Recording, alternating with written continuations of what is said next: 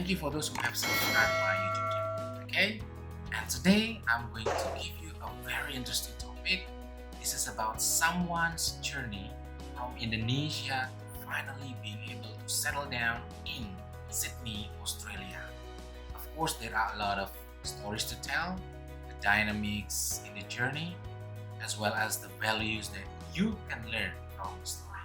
Okay, her name is Kartika Eka Paksi, and let's listen to the story from our short talk. Okay, so check this out. Hello, Ayana. Apa kabar? How are you? Good. It's cold here now. It's starting of winter, so it's freezing. Oh, I But see. Okay. yeah, How is your daughter? I think your daughter she's is good. okay. Um, She's just very talkative. Like she talks so much, and I don't know where she's learning that from. She's just talking. She loves reading and she loves singing as well. you also speak bahasa Indonesia? With my parents, yes, because my Ah, parents are here. So with my parents, they speak Bahasa, but with me, kind of like mostly Indonesian. No, mostly English. mostly Um, English. And Mostly English because she goes to daycare, and in daycare she speaks English. So she understands a little bit. Like when my parents tell her things in Bahasa, she actually responds surprisingly. Because it wow. responds in English. Okay. And how about Japanese language, Surabaya language? Is it also Oh taught? well, I think her Indonesian is, to be honest, mostly Javanese. Ah, yeah. Because Yeah. How about you? interesting. How are you? Yeah, good. I'm still working at home. Mm-hmm. Perhaps June 10th, I have to go to the office, but I'm not sure whether we can come back to our office because Surabaya is. I think you catch up with news, yeah. Surabaya Yes. is Like it's quite at peak at the moment. right. Yeah. Right. So thank you, Kartika, for being a part of my program. No, that's fine. Thanks for thinking of me. I try to be a YouTuber. I'm learning how to be a YouTuber. uh, I was thinking who will be the to be part of the inspiring stories because I try to give something beneficial, something meaningful for those who are watching the videos. And I thought of you. Thank you. That's very kind of you. And you're I think you are no longer Indonesian native since you pick up the English accent, okay, especially Australian accents. And when you came to me maybe some years ago at campus, Yeah. I was surprised because of your English. I was You surprised. did? Yes, Did yeah, for sure. Because I still remember, I flashback. I don't know what year was that. You came into The one where I give the talk to the student? That would have been ages ago. It would have been 2 years ago. It would have been what, 2011, 2012? Oh, it's quite a long time. And then you. Yeah, it's been. Yeah. I haven't been home in a long time. I flashback when you were in the classroom, and then when you became the students of Business English Study Program, and how you spoke at that time. Suddenly, you came up. A few years ago, giving a talk with your juniors, and wow. So you picked up the Australian accent. Yeah. So that's why I'm interested in having a talk with you. As I previously mentioned, what topic with Tika, probably working in overseas, the pain and the gain. But before coming to that one, Tika, can you what is it? Inform a little bit to all the viewers in my video. I still remember you studied in Indonesia, Surabaya, and then you continue your study in Australia, Sydney. Is that correct? Sydney? No, I actually studied in Melbourne. Oh, Melbourne. Okay. I studied in Melbourne and then I moved to Sydney. Oh, okay. So can you share a little bit from Surabaya and then Melbourne and then Sydney and then finally you settle in Sydney? Yeah, well, for now, yes. Okay. We are in Sydney. And then maybe you can share with all of us where you are working now. Where you're working now. Okay. I would like to hear your story a little bit, Tika.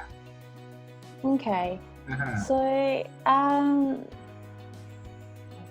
when I graduated from high school, I know, this is like a long time ago now. Kind of have to think like, oh gosh, that's a long time ago. So when I graduated from high school, I'm gonna flash back a bit in high school because there was a time when you've got to decide of which university you need to go study. When you finish high school and you're kind of like, if you want to apply to Universitas Negeri, swasta, or do you want to go and sit? I don't know what's that test called before. That big test that they have to attend when you go into a public university. UMPTN? Is that a thing? That's right. Yeah, I think that because you've got to decide whether you want to sit on that test or not. And my parents had no interest in sending me into public university at the time because they never wanted me, or especially my dad, never wanted me to follow. So they always wanted me to be what you wanted to be. And at that time I was actually thinking, I don't know where I'm going to be. Like, when you're fresh out of high school, you kind of don't know what's out there. Which that gives me talking about gap year later on. Remind me of talking about gap year. I think it's very, very important for a young person to be able to explore what's available in the world by not doing anything and just explore. And I wish I had that time if I had to go back to my time. Because I didn't know, because everyone, when you graduated from high school, you either want to be a doctor, you want to be a lawyer or accountant, all of this, or teachers, all of these known jobs. But there's so many new things in this world that a lot of us, especially in Indonesia, don't get to explore that. And now, being me working in a university in Australia, it opens up my eyes so much. And I was like, what were we doing? We were just like following into path. So, you finish high school, you go to a good university, you get a job, you get married, you buy a house, and you settle down, and this and that, That's a pattern, which is, there's nothing wrong following a pattern. It's comfortable. It's, everyone knows what's the next step to do and help you to do a goal and whatever. But I never wanted to be one of those people. So I was like, I'm not sure what I want to do. So I'm just gonna learn a bit more English, because I know that I need to learn, because I never wanted to be staying home. I wanted to be somewhere. I don't know where. So I was just like, buying my time by learning something, so I'm not wasting my time. So then I went to, obviously Ubaya was always, in my mind. I always think, maybe I'll go there. So I was just exploring what kind of courses. Do I want to go to business? I don't know. Am I interested in IT? I don't know. But I know I want to learn English. So then the FBL came out. So I was like, that's interesting. And then, it teaches you, the school starts at night, so I can explore whatever I want to do during the day. And it's a language. The language is always useful. In English, everyone speaks English. And the courses are very, it's not there are theories, but there are a lot of things that are based on practicality. So I thought, okay, that sounds like something that I can do in the meantime while I sort myself out and what I want to do. And then so a lot of people would then like, do you really just want to do a diploma? I was like, yeah, why not? And I don't know, because I could potentially transfer later on if I decide this is something that I want to do. Obviously there's a lot of pro and cons, but I just go with it anyway, because I really just want to have the opportunity to explore about what I want to do first. And sure enough, that I knew what I wanted was just being independent. So that's why came and talked to my dad about potentially studying overseas, and my dad always taken us to go overseas for holidays. So we've seen a bit of the world. So we'll kind of be like, oh, why is it so nice out there and it's so not so pretty over here, So you're kind of like, got you thinking, why is it different, But at that time, with limited ability to think, you always just think that, what's the difference? What makes it that and what makes it this? So, there's just this big world that I want to explore. Turns out that's all I want to do. Yeah. So, I felt that actually by, because with language, it's one thing to learn the basic of it, but it's another world of living in it, talking it, using it, practicing it. And, by going to school and speaking English, it's great for me to practice, because I was still enrolling in English first, EF, plus going, because I don't know why, there's something about English that I just really want to get myself used to. Even though when I got here, I'm still like, whoa, anything that I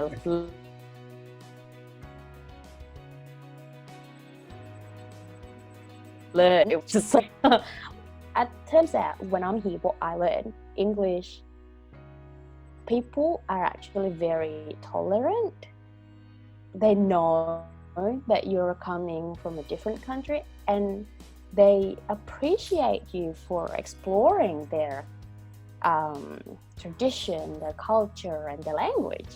And I think the other thing that I felt when I first arrived in Australia, I was very, very shy and very embarrassed with my skill of English, that I couldn't get the word out. I couldn't, like being Indonesian, I don't know if it's just Indonesian in general or me, we're very, very polite to the point that we're undervaluing ourselves.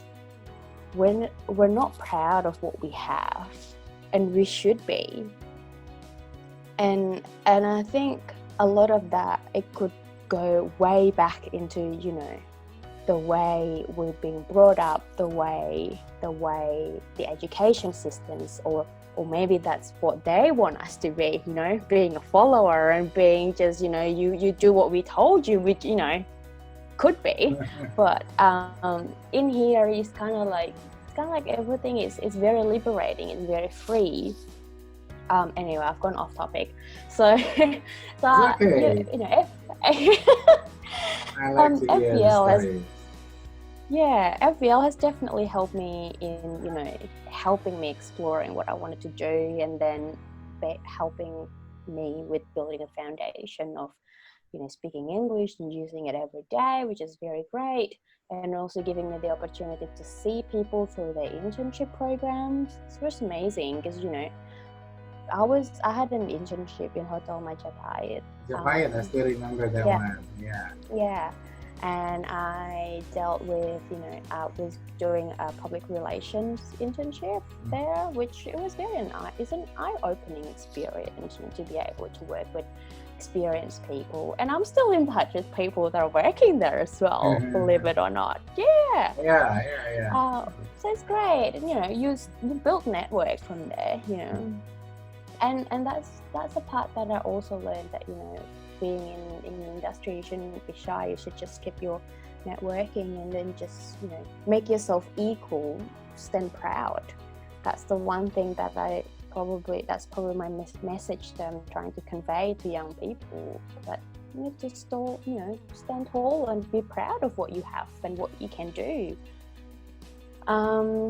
And then after that, I tried my luck to apply to several institutions in Australia, and I got accepted in a few.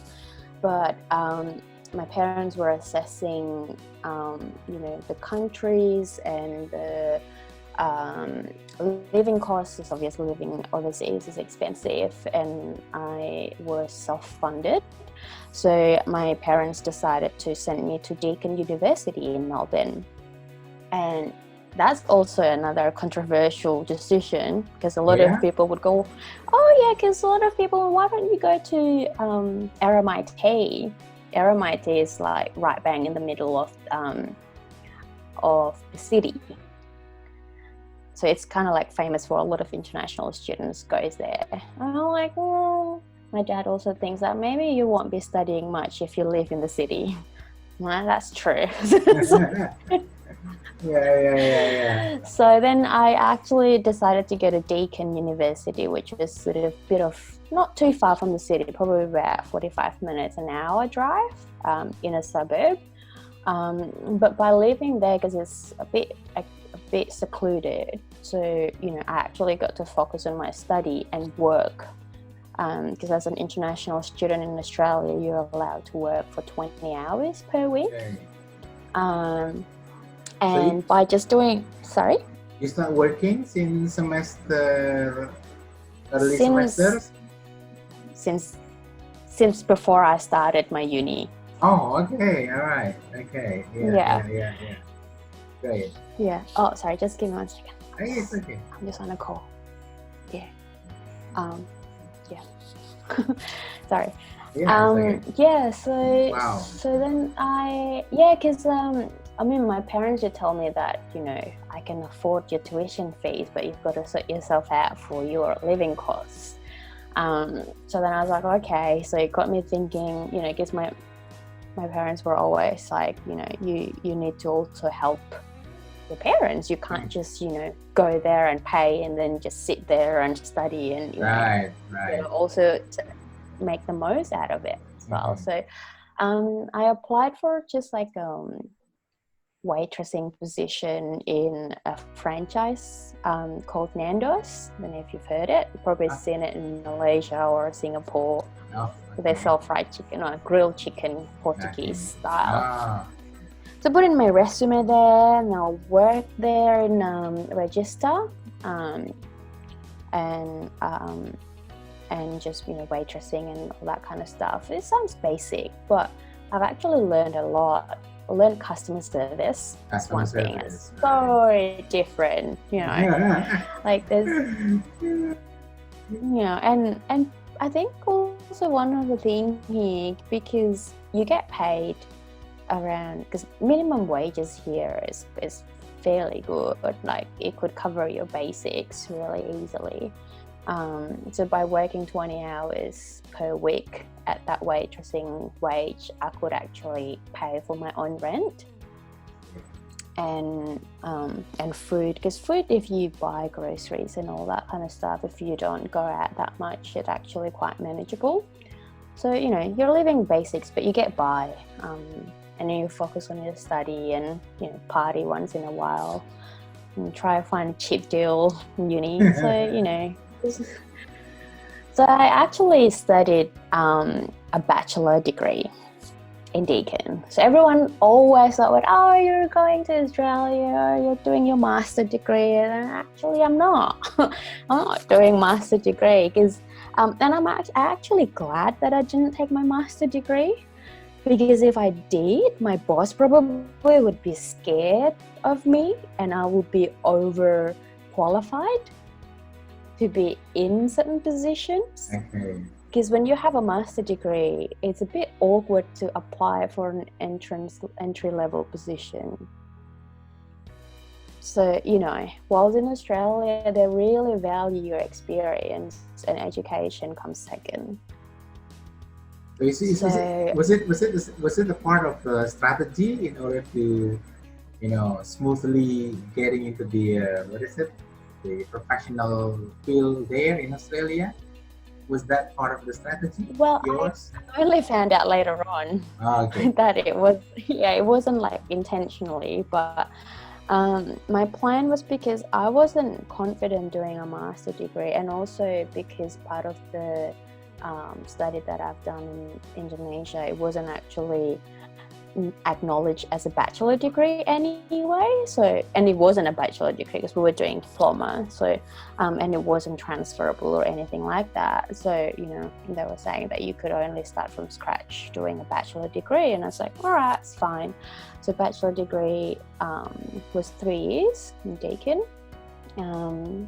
Got past everything, no fail, which was surprising. Wow, great. But I never aimed to be like a high distinction student or, you know, all A plus or whatever, because the whole point of me being studying was I also wanted to study and work. So I was kind of like trying to balance both so I can have a bit more experience on both. So I don't want to just be studying and then not getting the work exposure. Right. So then after I got a bit of experience in that waitressing, I also put up my resume to do a lot of volunteering jobs as well. So volunteering in Australia, there's a lot of organizations, especially not-for-profit, that are looking for people to help their organizations, to run their organizations, to do quite a job. Like they actually give out. So there are people that would retired and will spend their time to volunteer and help the organization properly, and there are young people that are seeking for opportunities, you know, before they can put their foot on the actual workplace.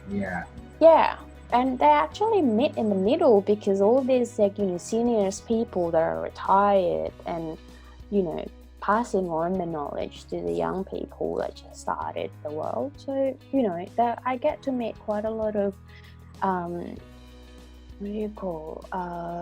inspiring people, and you get invited into a few events that were very inspiring as well, and it got you thinking. So a lot of the things that I've gone through, it makes me like, oh, it just suddenly clicks, like, oh, like there's a lot of aha moments, like, oh, that's why they do this, that's why they do that. So, you know, because it's not just about what they're looking in your qualifications when they seek for someone. They're not just looking you on a paper. They're looking, all right, yes, you did that degree, yes, you did that. What else did you do? They also want to look at other things, like how caring are you with the society? Because the workplace in Australia, it isn't just about benefiting the profits of the company, if that makes sense. Yes, that's part of the job, but what else can you bring into the company culture? What have you done? What do you do in your social life? What's your hobby? What's your extracurricular? And wow, interesting. all of that matters. Yeah, and whether or not you fit with the company environment, because that's what they're looking at. Diversity. They're looking at how it's the next level of not just doing the job. Yes, you're the right person for the job, but are you a good fit for the company? Right. So it's kind of like there's a lot of things that I've learned a lot about here, and then that's one of the things that I have to work on, because like I didn't have a hobby. I didn't know, like, because that was never in my list. You know what I mean? Because you want to know my hobby? You know, I like eating. Would that help? So, you know, so all that kind of thing. So there's a lot of self-reflection in the process. So then after I worked in, you know, casual jobs a little bit, and then I actually like the feeling of being around the university. I was actually hired for some casual work in the university while I was a student as well. And university pays really well for casual job. So, and they're very flexible with hours. And the job is simple as, like, you know, helping students during orientation period, putting books in the library and helping out at the event, just all that kind of little things. But I was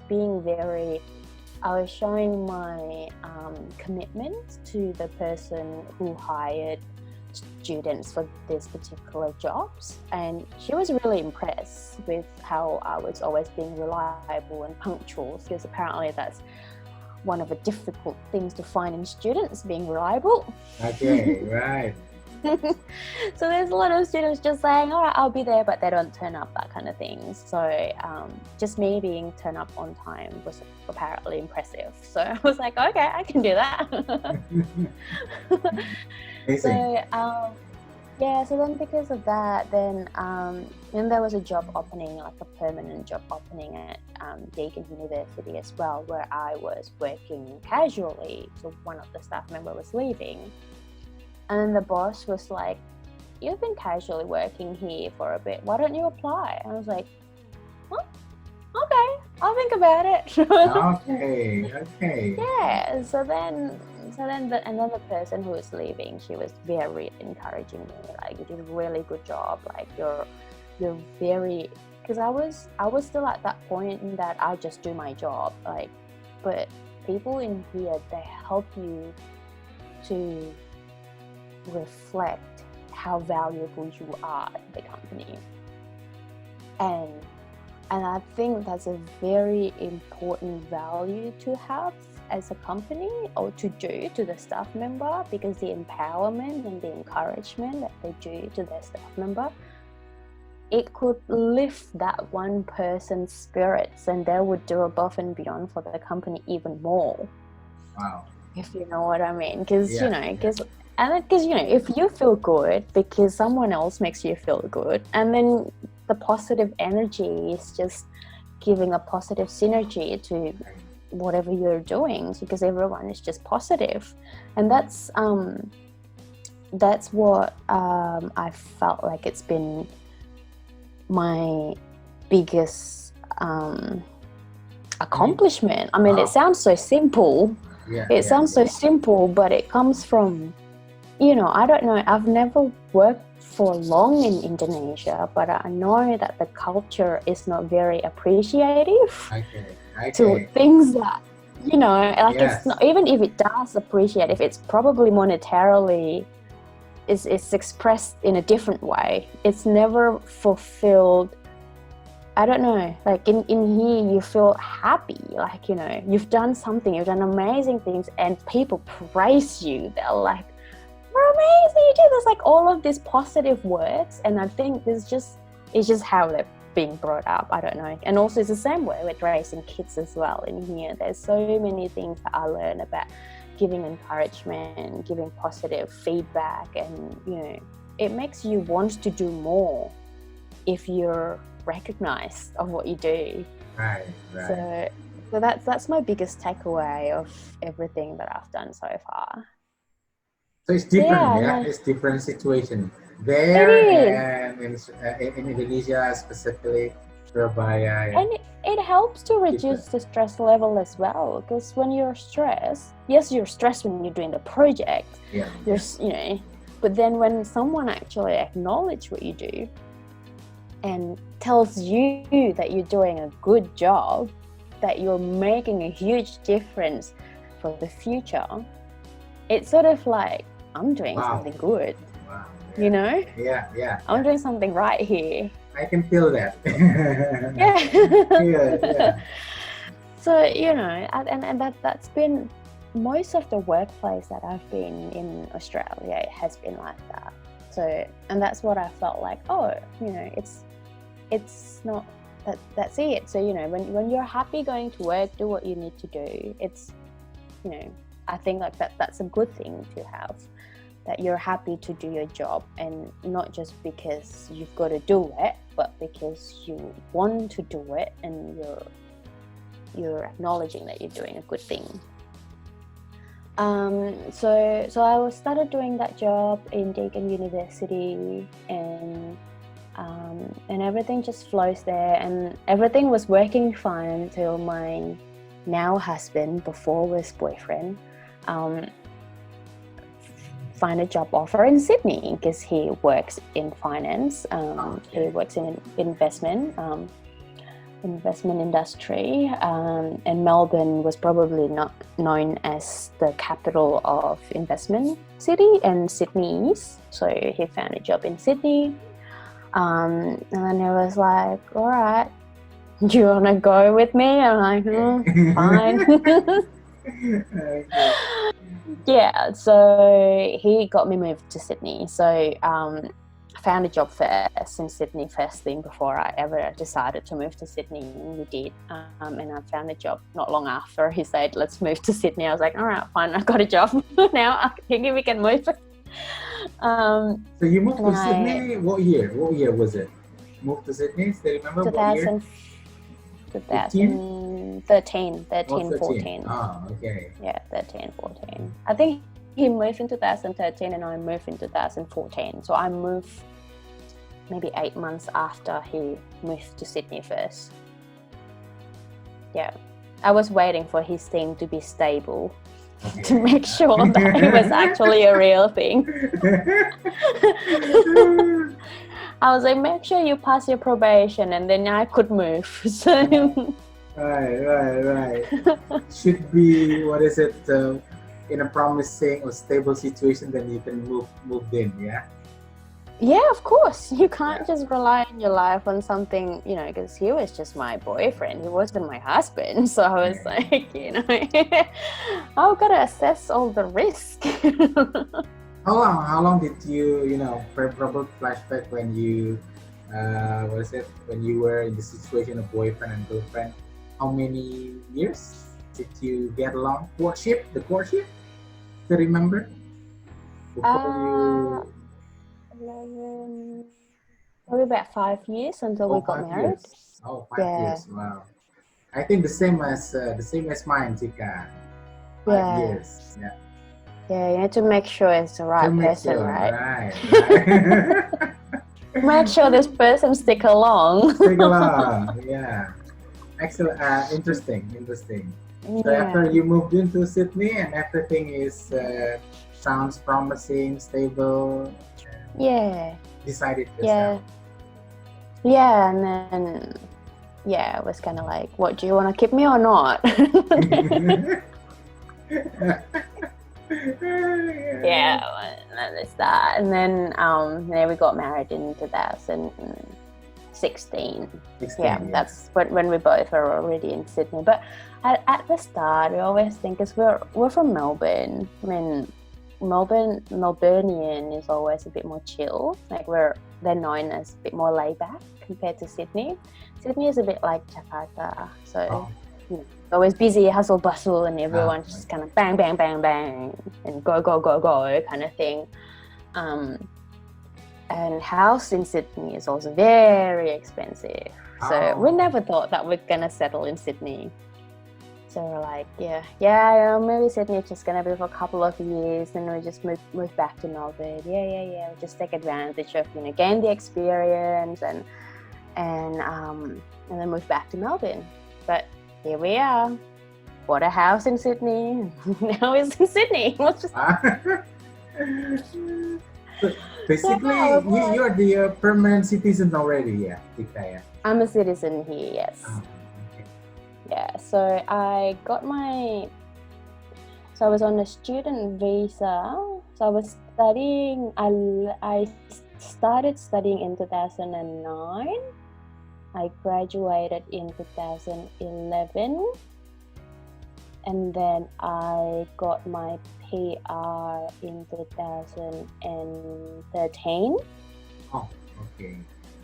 Got my PR in 2013. So PR is a permanent resident. Uh-huh. And then I applied and I got my citizenship in 2017. 4 years later then. Yeah, because you've got to be in Australia for a certain period of time before you can apply for citizenship. Tika, was there any significant cultural shock from Indonesia to Australia from Melbourne to Sydney. So, is there any significant cultural shock that you experienced that you remember, unforgettable? Um, I think I was always shy. Ah, okay. Like, I always think that what I do is not enough, and I'm always worried that people couldn't understand what I'm trying to say, or I can't convey my message very well. I see. I always have that in my mind. Oh yeah, yeah, yeah. I don't know why. Like, I'm just worried because I always look at them as their native speakers, and would they understand me? Do they understand? I'm always worried about what I'm writing, and fixing up my grammars or rethink what I write and that kind of thing. So there's always that part of me that always doubting myself. Any specific efforts that you do to cope with that, that feeling? Well, I'm actually being open about that with my superior. Oh. So when I work in the office, I actually tell them that English is my second language. So I apologize in advance if you can't understand me, or there are some mistakes in my reports or in my emails. And if you don't understand me, or if there's any miscommunications, just let me know or confirm with me, because maybe that's not what I'm trying to say. Oh, So, wow. so if I say, yeah, so you're being open with them. I'm being open, yeah. So I'm not. So that's another thing that I learned, to twist your weakness into a positive thing. I see. To become a learning experience. Yeah. This is an important message. I like it. You need to acknowledge that it is your weakness, because it is being said in interview as well. I don't know in Indonesia if you ask this kind of questions, but in here, it's very common to ask, what do you recognize as your weakness point? Oh yeah? Yep. Oh, You have to be able to identify your weakness point. Then I would usually say that I would convey that message in an interview, and I say, well, English is my second language. I have lived in Australia for this many years, but it is still my second language. okay. So there might be some communications that I would send it differently. It might come direct, because one thing that I learned from Western culture is they're polite in different way. Okay. They very gentle in their choice of words, and sometimes those are the kind of words that we don't use. It doesn't come in first hand or in your mind as being Indonesian. So I said that out loud, that that it might not suit your company culture at the start, but I'm willing to learn. So I switch it straight away. I'm willing to learn. I'm willing to adapt the company culture. I'm a quick learner on a positive note. So I would be able to adapt what's the environment really quickly. But I acknowledge that is my weakness, and there might be some mixed messaging that you get from me at the start. Then Yeah, I think what you have achieved so far becomes your game. This is you are being accepted in the community. You're being professionally accepted in your professional environment. All right. Yeah. You go from Indonesia to Melbourne to Sydney. There are so many dynamics there. Is that correct? Oh, absolutely. Yeah. And if I have to say, because I'm currently working in international student recruitment. Okay. And I work at University of Technology Sydney, and I work for the students recruitment coming in to study at UTS. I'm dealing with majorities of university partners and agencies, and they're around the world. So around the world, so they, you're not just dealing with people from Australia. but you've got to make sure that you build a good relationship with people from all of these world. Like, they all have different way of saying things, they all have different jokes, and you know, they all have what you think is funny here, they might not find it here funny there. You know, you can't be saying all these jokes to people that are in the Netherlands, and then they'll be like, what the hell are you saying? Different you know, culture. it's very different. All cultures are very different. Some countries are very straightforward. Some countries are, you know, beating around the bush to get to what they want to say.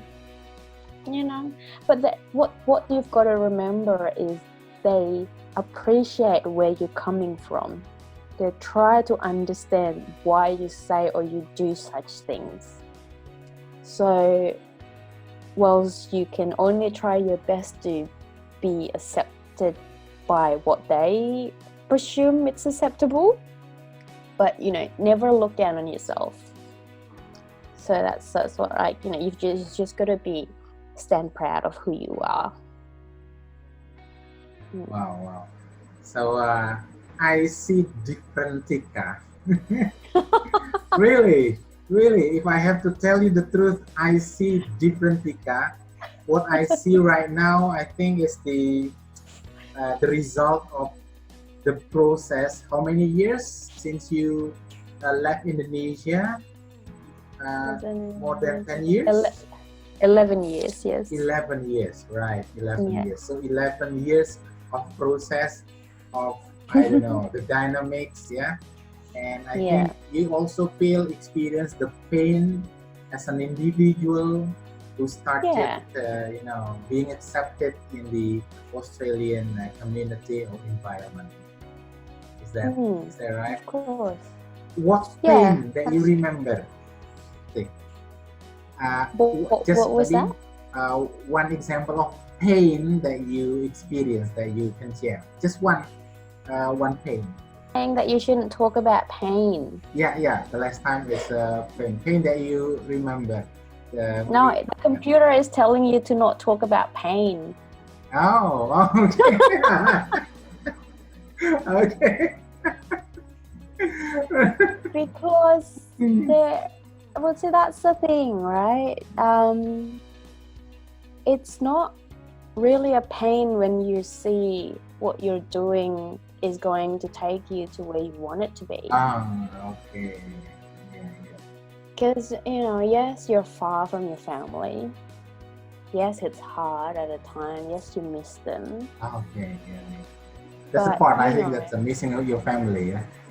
Yeah, well, it is. Like, you know, it's hard, especially the first 1 or 2 years. You kind of, you know, it's hard. You're here alone, being in winter, but then it's all temporary. Okay. You're gonna get past. So, my brother is currently in New Zealand. Right now? He's studying. Yes, he's in New Zealand. He's moved. He moved. He's studying in New Zealand now. Oh, I see. Yeah. Wow. So, but he doesn't want to be in Australia because he wants to make his own life in a different country. I'm like, whatever. Yeah. So, you know, just let them be. And if you do feel any pain, just remember that it's temporary. You're going to get past it. So I said that I'm talking to a different Tika at the moment. The first time you studied at the Ubaya is totally different from my scene right now. So I thank you for your story, Tika. No, thank you for calling me. I hope that what you see as a different is a good difference. Right.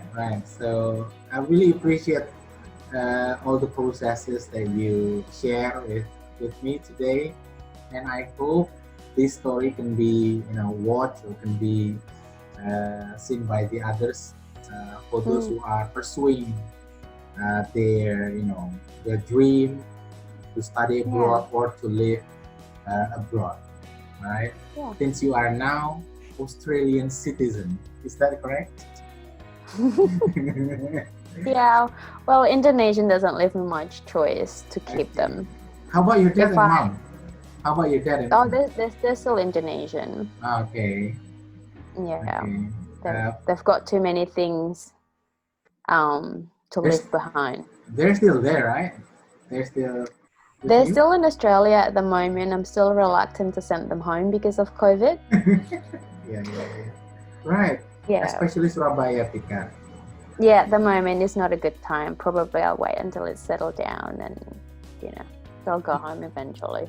In Sydney is much better than Surabaya, yeah. I mean the Well, it's 0 cases at the moment. zero cases. Yeah, we've managed. It was quite a tough complete lockdown for a period of time, and Okay. the government has supported a lot of the citizens as well during that time, but they managed to press the the spike of numbers that was about hundreds every day, and then it's now down to single digit, hardly anything. But we're still taking precautions. Borders are still closed. So yeah, we're just hoping that it's going to get better very soon. Thank you, Tika, for sharing. Send my regards to your husband and your Thank you. daughter, Hannah. Is that Hannah, correct? yeah, Hannah. And your mom and your dad. Yeah. Oh, thank you for calling and Thank thinking of you. me. Thank you. So Yeah. stay safe, and I wish you success with what you're doing right now.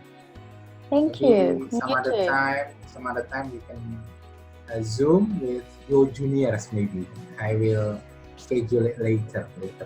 Yeah. Sure. Okay, Tika. I don't want to take your time much. Thank you for sharing. I will upload this on my YouTube channel. Yeah. Sure. No worries. Thank you. Thank you, Thank you. Tika. Have a good night. Have a nice day. Yeah.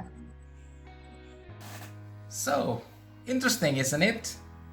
Okay, so if you want to see my next videos, don't forget to subscribe, like, comment, and share. Wait for my other videos. I'll see you.